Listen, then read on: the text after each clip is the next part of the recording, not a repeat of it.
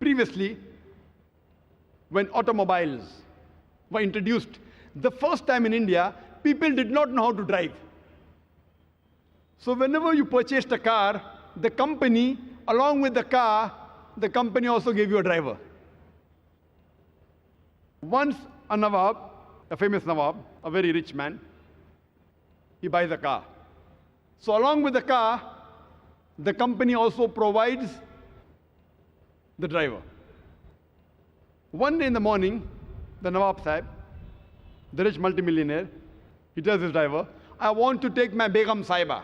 I want to take my wife for shopping. Please get the car ready. The driver replies, Nawab Sahib, the car is not in working condition. Nawab Sahib is very angry. Put the car back in working condition immediately. So the driver says, to put the car back in working condition, I require 10 liters of milk, 20 kgs of pure honey, 30 kgs of pure ghee, and 40 kgs of rice. That also basmati rice. So Nawab Sahib, the rich multimillionaire, he gives the driver 10 liters of milk, 20 kgs of pure honey, 30 kgs of pure ghee, and 40 kgs of rice. That also basmati rice, top quality. The driver gives it to his wife, and within a few minutes, the car is in working condition. I'm asking you a question. Today, if your driver tells you that to put the car in working condition, he requires 10 liters of milk, 20 kgs of pure honey, 30 kgs of pure ghee, and 40 kgs of basmati rice, what will you do? What will you do? Will you give it to him? What will you do? You will kick him out of the job. Even though you're not a mechanic, you know how to drive the car. You know very well that a car runs on gas and petrol. It does not run on milk, ghee, rice. You know very well. Even though you're not a mechanic, you know the basics, how a car functions. Similarly, today, if you know the basic message of our Creator Allah subhanahu wa ta'ala, if you know what our Creator Almighty God has mentioned in His last and final instruction manual, the Quran, no one will take you for a ride. You will understand your deen much easier. No one will make a fool out of you. There are some people who tell me, Dr.Zakir, suppose if you're driving a car, and if you have a temporary license is a kacha license in India, temporary license.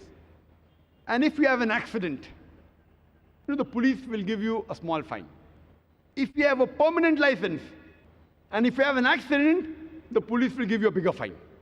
Therefore, if you don't read the Quran, and if you don't understand the Quran, and if you make any sin, God will punish you less.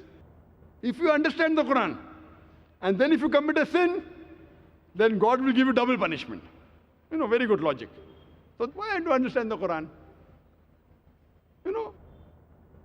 Behave like a person who have a temporary license and enjoy life. Less punishment. I told this brother, for sake of argument, I agree with you, that a person who has a temporary license, a person who has a kacha license, if he has an accident, maybe the police will fine him with 1,000 rupees or $1,000.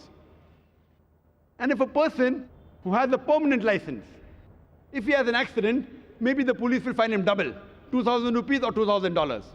Okay, I agree with you.